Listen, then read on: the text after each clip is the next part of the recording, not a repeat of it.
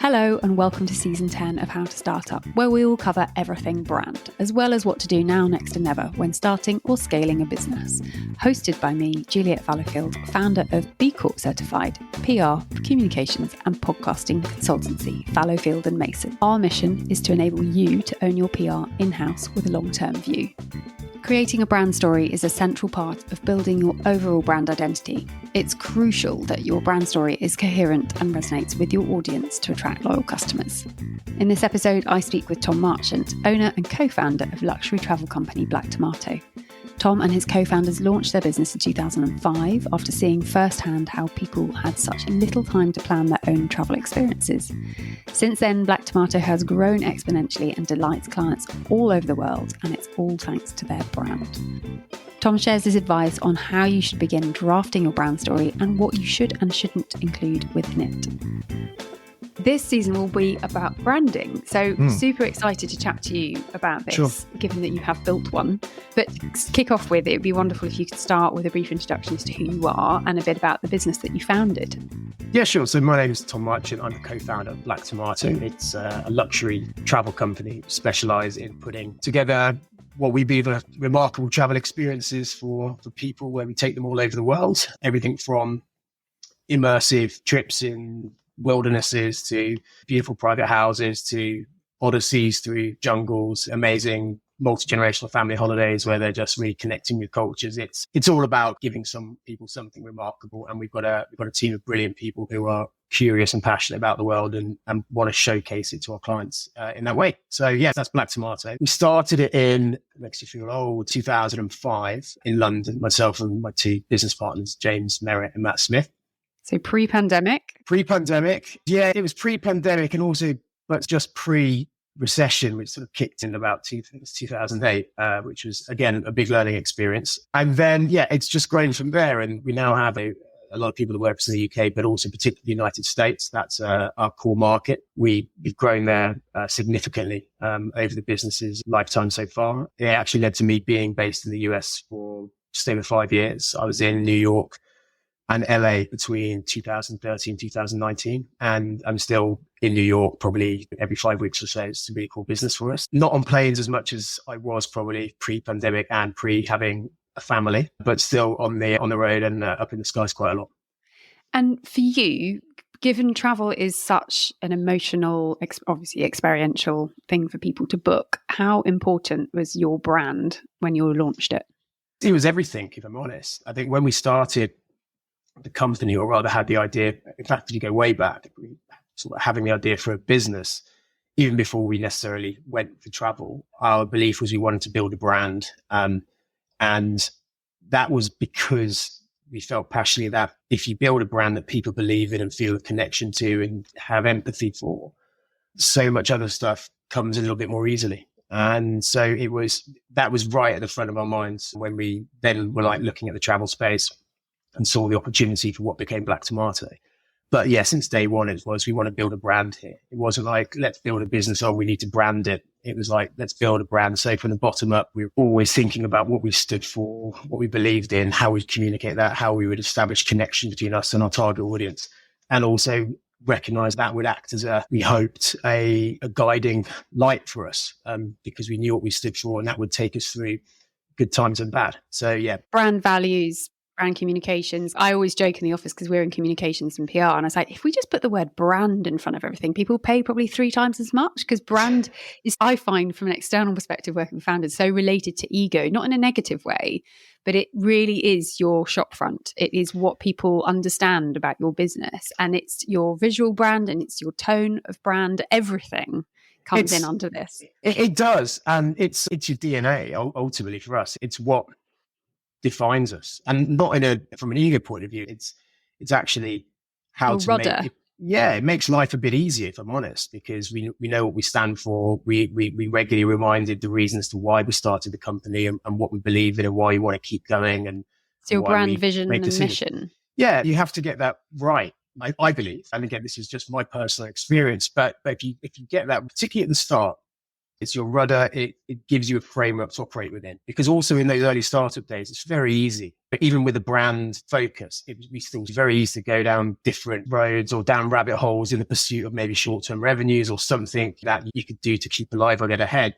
But some of those calls would have eroded what we stood for or trying to achieve. And it's difficult because you've got to get the balance right because you've got to be alive to do what you want to achieve. But it set the tone, it set the course, and it's as important today as it was back then. It's a key part of our business and our story. And speaking of story, this episode was going to focus on a brand story. How would you describe a brand story to those that are unsure of what it means? Because there's a lot of hot air when it comes to founding a company. Yeah, I think I'd also say, when it comes to branding and stories, you could talk for hours on it and hear a multitude of different opinions. For me, the brand story is basically a window into your world, and that you are letting people see behind the curtain of the business and allowing them to understand why you do what you do, why you're doing it, why you believe in it.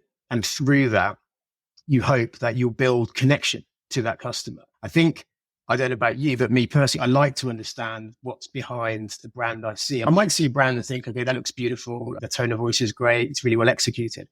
Where I really get passionate is when I understand the background, the story, and see who's behind it. So a story it can touch for many points from who the founders are, how they met, why they chose to do what they do, what's the purpose of the business, what are the values they wanted to build the business around, what is the product, why is that different to others. So it's relatable. People can have more of a kind of touch point to it. It's not just faceless. Yeah, it has to be relatable. I think there's also, with lots of branding agencies, you could come up with so much corporate jargon, and it could still mean nothing, right? So for me, it has to be I'm well aware of using lots of kind of cliche marketing words, but it has to feel authentic. It has to be you, right? So ultimately, your brand story is about why I'm doing what I'm doing. And that encompasses your purpose, your belief, why you think what you're doing stands you apart, and why someone should use you. And you just hope through doing that. I would always say, our three values at our company, by the way, are being humble, thoughtful, and curious. And so for us, we do it in a humble way. It's not about beating your chest and saying, we're the best, and so you're going to need to use it to say, look, we believe in something, we're passionate about it. And you do it in the hope that someone else will agree and connect and say, okay, I'm going to use these guys. I'm going to try them out because I can see that story, where they've come from, what their belief is. And they resonate with it. Exactly. Yeah. I was going to ask you why it's so important, but I think you've answered that. But what would you say happens when you get it wrong? I think when you get it wrong, for me, is when you don't believe in it. It's when I think sometimes we've seen, I wouldn't name names, but you can see when some brand stories are trotted out that it's been dreamt up in a boardroom because the belief is it will play well to an audience. But actually, if it's not true to actually the origin story, or it's not true to the deep down beliefs of the people in that room, it gets seen through quite quickly. I think to be authentic, you need to be, as much as you can, be transparent. But yeah, you can get it wrong if you don't believe in it. If you also get your tone wrong, which is, I think, ego doesn't belong in brand stories. I think you can be confident, you can be assured, but you need to honest. Just communicate that you're trying to do something that you believe in. If you've got a business, I should also add that even if you don't believe in it, but you think it can be successful, that's great. But don't make up a brand story to convey this belief, because customers see through it and hold you to account on it, as will your staff if you're recruiting people against that. If you don't really act in the way that you are communicating you should be. That inconsistency, you lose trust, I think. And for us, aside from hosting a podcast, our day job is teaching founders how to own their own storytelling and PR. And it's not just customers. Journalists will prod and poke and ask further questions. And you need to have a really robust story behind you. And what's better than it being completely honest and transparent, because then you stand by it and you know the answers. That's the key thing. I'd say when it's honest and it's you and you know it, well, the points you made there about questions, that it's a lot easier to be talking about something that is A, it's true, and B, you believe in it. I think when it's, if you're creating a story or a brand vision that is within a framework and has been for presentation purposes, there's no belief behind it, then people do get nervous about talking about it, because what if I have to talk about that? And when someone's thinking about developing their brand story, is there a golden piece of advice that you give them to get going? Because it's a long process, and I think people need to know that they're never going to know the answer straight off the bat, but just to start. Yeah, I always say it has to be authentically you. Did you start sketching stuff down? We actually sat in a room with a friend of mine who's a brilliant strategist, and we come from different backgrounds. We knew what our brand wanted to be, but we just talked and we did a little workshop between the four of us. But when we got it down, and then it started mapping out. But again, what we were doing was it's all in our heads. We knew it was there. So we were actually just telling a story that had existed. So that's the other thing. It goes back to being authentic. Authenticity should mean it's coming from somewhere of truth. And so when you're then putting a story together, you're tapping into something that's happened that you believe in, that's true. If you start trying to create different narratives that don't reflect what's happened or what you believe in or who you are, that's where you start risking setting yourself up for a fall down the line. I find it really interesting when we chat to founders, because it is all in their head. They do know all the answers, but it's trying to get them out of the weeds and pull it out to make sure it's succinct and it's robust and it's clear. And we often say, can you articulate your business in one breath? But then for your brand story, obviously you've got more of a long form opportunity. Were there any practical tips you could share on how to get from A to B? Yeah, firstly, to your point, is keep it simple. Brand story should not be indulgent and navel gazing, right? It's not about you. I'm sending this podcast episode to all my future clients, but just listen to this and then we'll chat. Right, keep it simple and share what matters. Okay, from a business perspective, and what matters is, as I see it, is what will the customer connect with? What are they interested in hearing? I won't say who they are, but I was in the office once of a unicorn business that everyone knows up in San Francisco. And they had their brand story plastered all around the walls, and it looked beautiful and stuff, but it was so indulgent. And you just thought, this is where sort of the ego's got too far ahead. You've got to work out what it's for. So yeah, for us, it's keep it simple, understand what's important to share, park the ego, and make sure that it's easy to understand. People don't need to know. We often talk about how the three of us met traveling, because we did. I want someone saying, we should talk all about the trips you did, all that stuff. I was like, I just don't think people need to know that right now. They know that we connected over a lot of travel and that we've done these parts of the world. But a lot of that other stuff, whilst I think it's just superfluous when I'm trying to tell someone about the origins of the brand and then what we stand for. So it's keep it simple, be succinct, tell the bits that matter, don't indulge, and just bring clarity to it. But you can do clarity also in a really friendly, approachable, welcoming, honest way. I think that sometimes people think being clear or succinct falls into a really corporate tone of voice. It's not. It's keeping it simple is actually often how people talk to each other.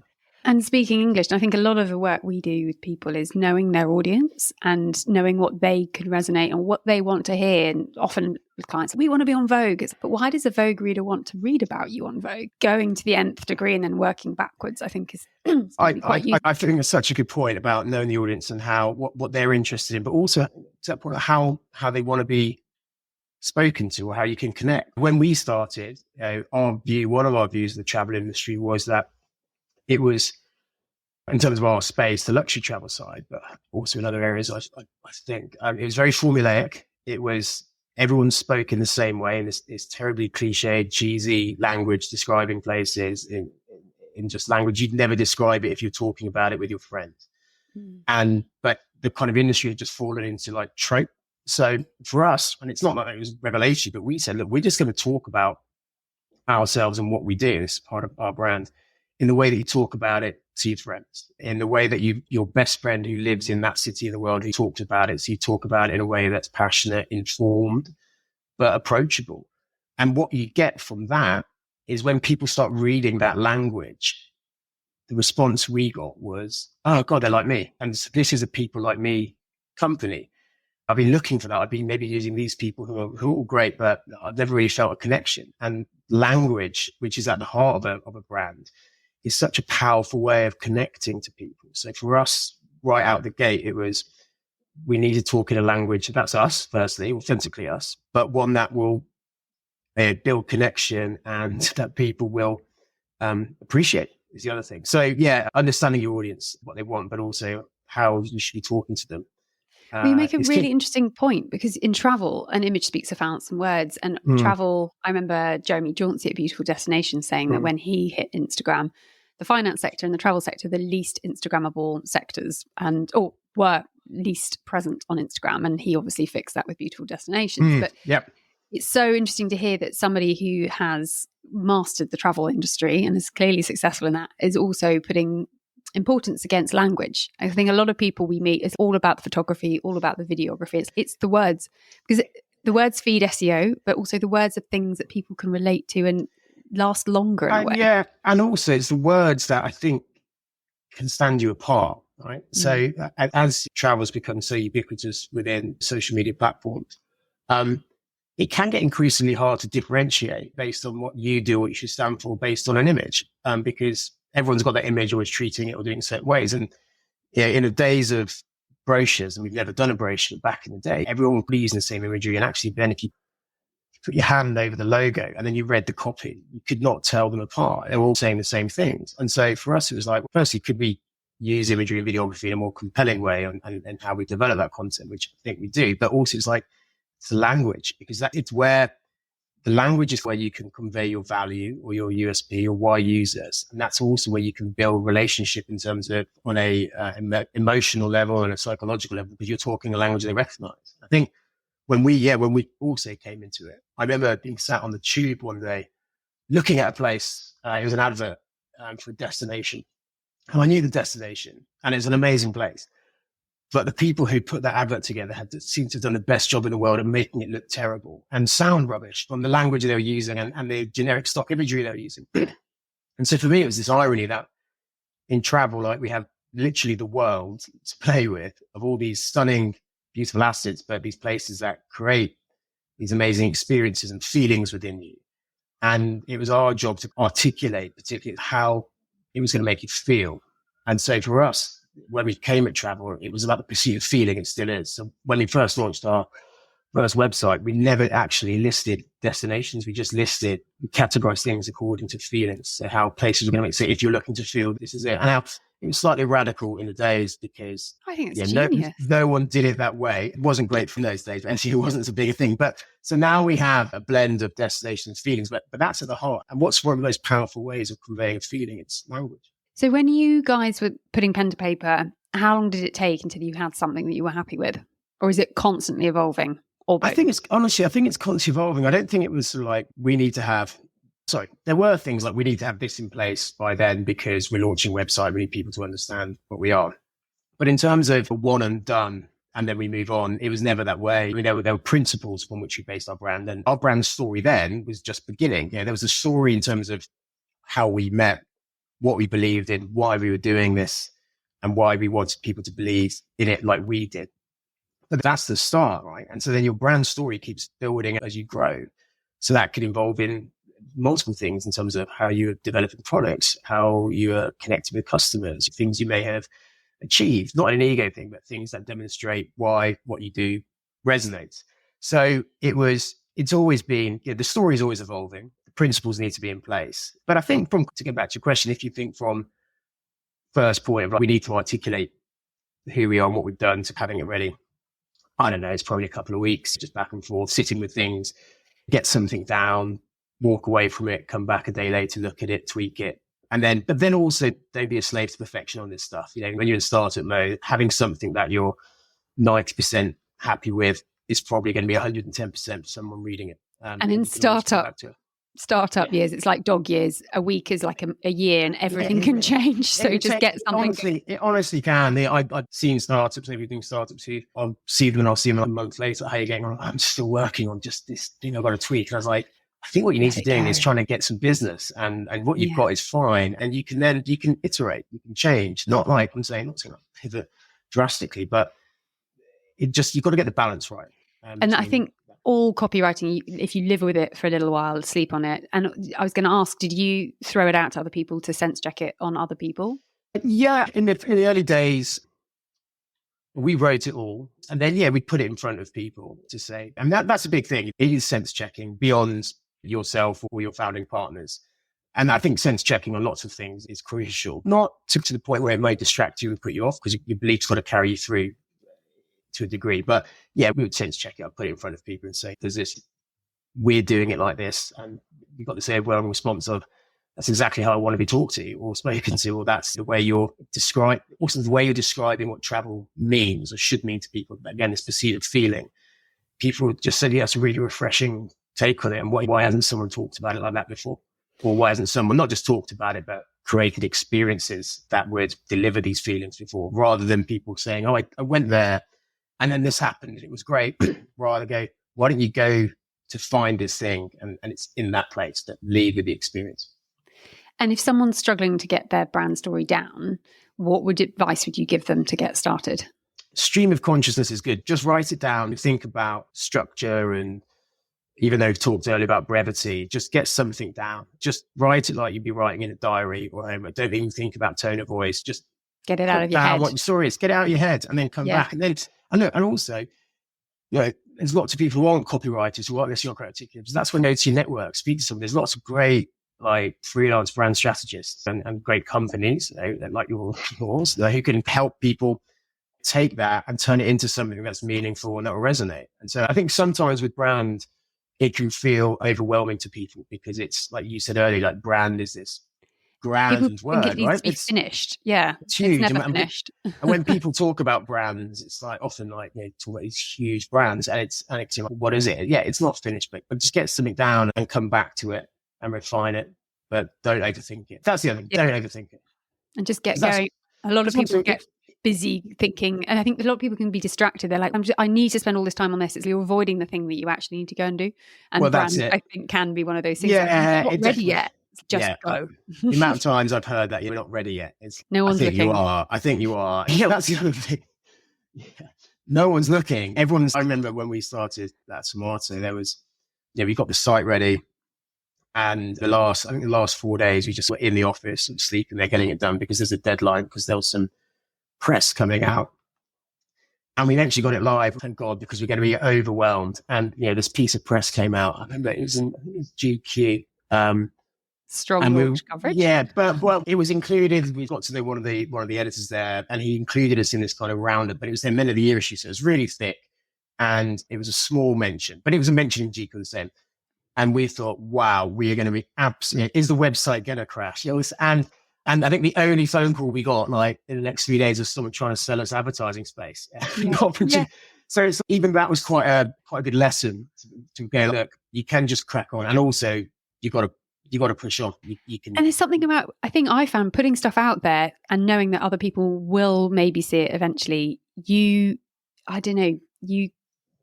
not articulating this at all well. You see it how other people see it faster, and then you know how to fix it rather than sit on it, try and make it perfect in your bubble. It's almost like you have to put it out to the public to then go, oh God, I've completely missed that obvious thing. I can quickly change it. You have to. And I think that the other thing is, obviously it is, I think that's one of the big things when you're starting a business, is it the bit about putting out there it's the most nerve-wracking bit, right? Because it's something that you really believe in, you're really passionate about, you in the back of your mind, even though you've spoken to people, which you must, quite often that's still a relatively small network. So it's the first time where you effectively put your head above the parapet and going, this is us, what do you think? And you built your launch strategy. And it is a bit intimidating because you have those doubts. Everyone has them. Well, what if they don't? And we were lucky that people did like it, but at the same time, we definitely got people going, oh, whatever. Yeah, and that's when you move into you've got to be thick-skinned. You can't be don't be too precious about things, or let that one go. Listen to that person, but just ignore that. So yeah, it's like the final step, isn't it? It's not the final step, but it's like the final step of properly launching. When you press go live on your site or you launch a campaign, and you're exposing yourself and along with your brand story for everyone to come have a good look at you. And hopefully most people are positive and saying, good for you. I like what you're doing. I see that you're trying. It's really great. But at the same time, we also know in the world we live in, that's not always the case. And you can get tall poppy syndrome, you get lots of stuff. But that's where you got to just keep on keeping on. Oh, I found recently we're 3.5 years in, we got B Corp certified in September, and the B Corp backlash I was not expecting. I was like, oh God, I thought I'd done a really good thing. And a lot of people are like, oh, why would you bother? Why that certificate? I was like, I know I've done the right thing here. So that I'll dial down the volume on that criticism. That's it. It's like where you just got to be, just goes back to what you believe in. Your brand, your values, you've thought about it and you're steadfast in that value. It will bolster you in those dark days where you're like, what am I doing this for? Please you don't have to be for everyone. And so Yes. it's just recognizing that's it. So it's those things. And yeah, look, we've done countless things over the years, launches of new products or partnerships, and you're always going to get some dissenting voices because sadly that is just the way it is. And everyone's entitled to their opinion, but you just make sure you listen to the ones that count, I think. Big question. Why did you call it Black Tomato? That was from travels we'd taken. After university, I ended up randomly working in Moscow for a little bit. I was working in London in an internship, and the company I was working for asked if I wanted to go and help out on a project they were doing in Russia. And I was just wide-eyed and wanting to travel all the time. So I said, great. So went there for a bit, so got to know Russia, then went off and was doing other traveling with my partners. And then when we came back to London working the jobs, we still had this connection to Russia. So we'd go to Moscow every now and then. And it was when we were in a restaurant in Moscow. It was a Ukrainian restaurant, actually, which is really sad, actually, when you think about it. But the black tomato was on the menu. And we said, what's a black tomato? And we had a very impassioned speech from the waiter saying it's this rare form of fruit, but when you find it, it tastes amazing. And that just stuck in our heads that we wanted to be the black tomato of travel. So offering these rare quality experiences. And it was an experience that we had together at Taito Travels. I think a lot of people thought we just had a bucket of colours and a bucket of fruit and vegetables and just picked out the ones that seemed to be least weird. But no, there was meaning behind it. There is a story behind it, which actually it was funny. When we started the company, this is probably not the best advice on how to spend your money, but we thought it was great at the time. We've got these business cards, and on the business card, on one side, we had the story about why black tomato, but it was covered in this pink ink, which was heat sensitive. So when you rub the card, the story would emerge. And so it looked cool, and but they were expensive. But it was just a real talking point. So we give cards and they write the name, and you rub the card and the thing would appear. And it was funny because I think then a year later when we came to do business cards again, we're like, we're going to probably not spend that much. So we'd hand out these business cards and it just had the name and the pink thing on the back. But you'd see people there just rubbing this pink stuff, and they were like, it's not heat sensitive. But we really, we wanted to put the story out there, explain who we are and why. Huge congratulations on all of your successes. Something that we do with our podcast guests is the guest before has a question for the next guest. However, given your season 1 of branding, we don't have a question for you. But do you have a question for our next guest? And is this on branding? It could be anything as a founder. One friend a few weeks ago asked, what cartoon character would you be if you could as a founder? Another one was like, what do you do when you have those awful days? How do you pull yourself out of the weeds? Anything that might be in your... I'd be, okay, so mine, what I always ask is, when was the closest moment to when you thought, I've got to stop? And what pulled you back from that?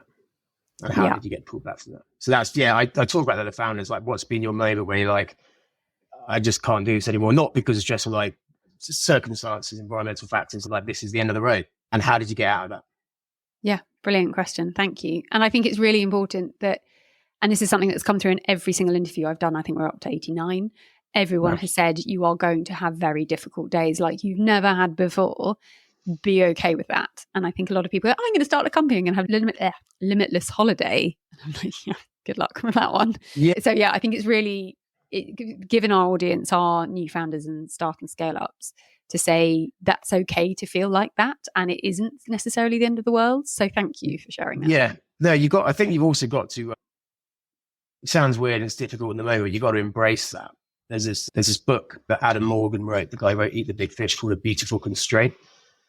And the idea, the premise is that in tough times, in constraints, actual beauty can emerge. And so it's like when you're limited by something, how you innovate to get around it. And actually, then there's loads of great examples of that. And we talk about that in our company, and that's how we think. So you've got to lean into the difficult times, and they will be difficult. And when you're in the moment, it will feel like you don't want to do it anymore. But if you can lift your eyes to the horizon and know and believe that you'll get past it. And we often talk about this phrase, everyone uses, we'll find a way. If you just have that in your mind, I'll find a way, that will get you through those. But difficult times are part and parcel of it. But so going into it's going to happen when you first, confronted with one. I think that does separate entrepreneurs from other people. I think when you're met with a difficult time, it's whether you embrace the challenge and lean into it, And I don't say I relish those things, but I sometimes do find the kind of, well, we've got our backs to the wall on something and it feels like it's you against the world and I'm going to get through it. The satisfaction I get from that in terms of, we've had that pandemic, ash cloud in Iceland in 2010 when the world stopped flying, sessions went, it's just, no one else is going to get me out of this.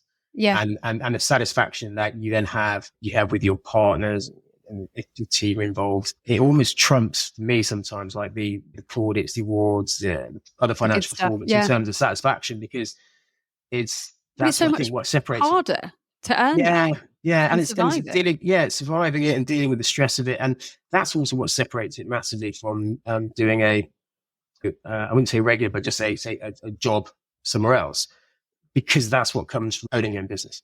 Yeah. A question from me actually is, how do you manage your stress?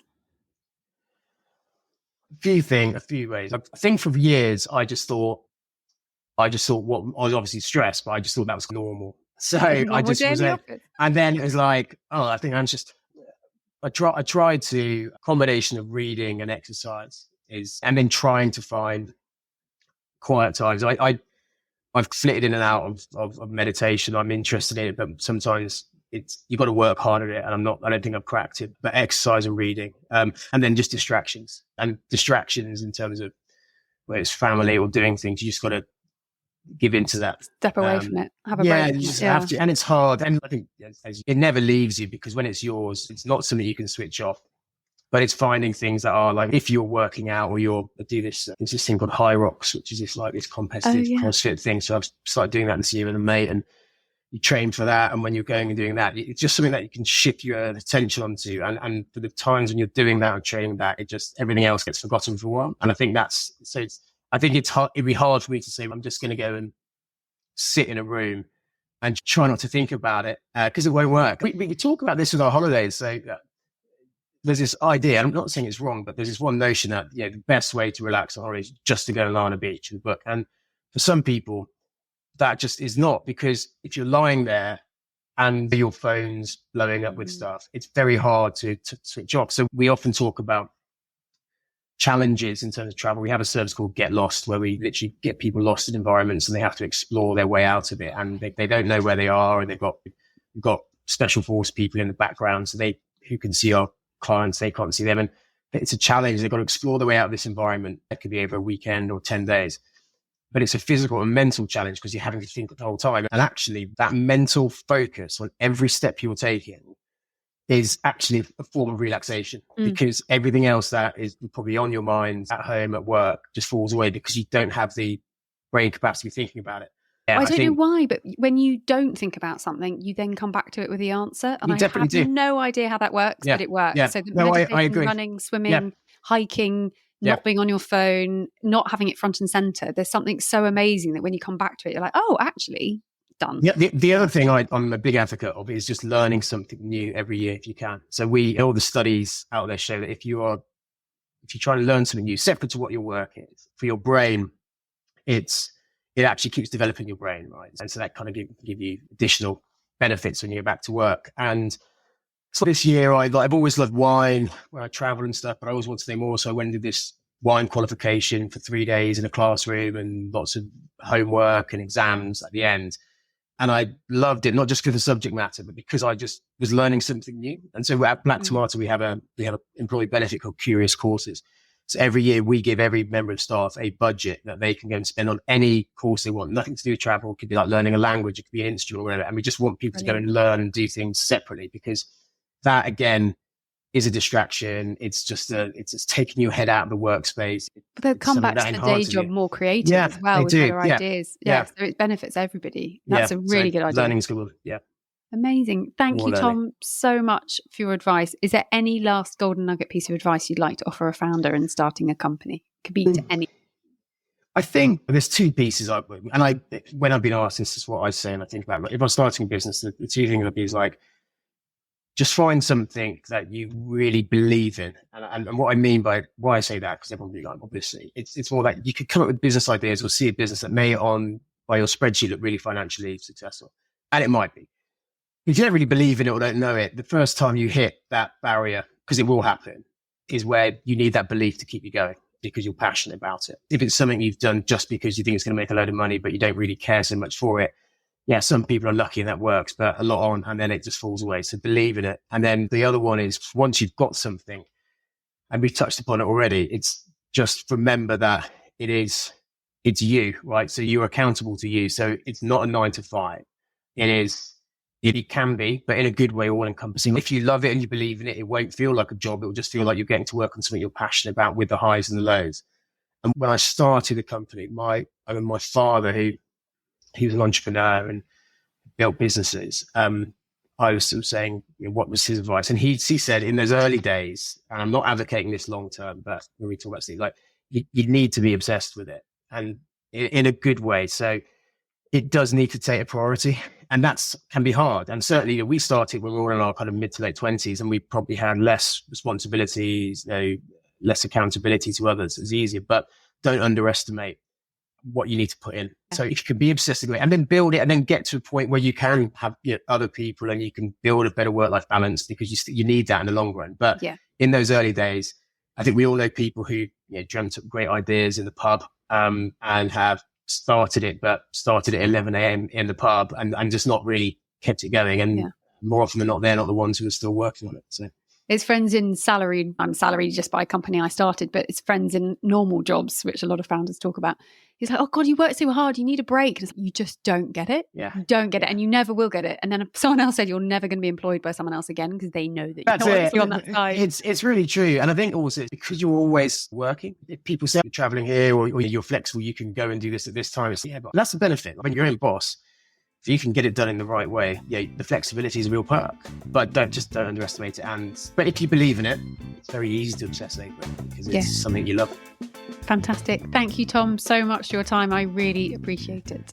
Pleasure. Thank you very much for having me. If you'd like to contact Tom, you can find all of his details in the show notes, along with a recap of the advice that he has so kindly shared. I really hope you've enjoyed this conversation, and would so appreciate it if you were able to rate and review, because it does help other people to find us. To incentivise this a little, I'd be delighted to share one of our written PR guides with you on how to share editorial coverage legally. If you want to just DM us or drop us an email at hello@fallowfieldmason.com with review in the title, I'd be delighted to share it with you. Thank you so much.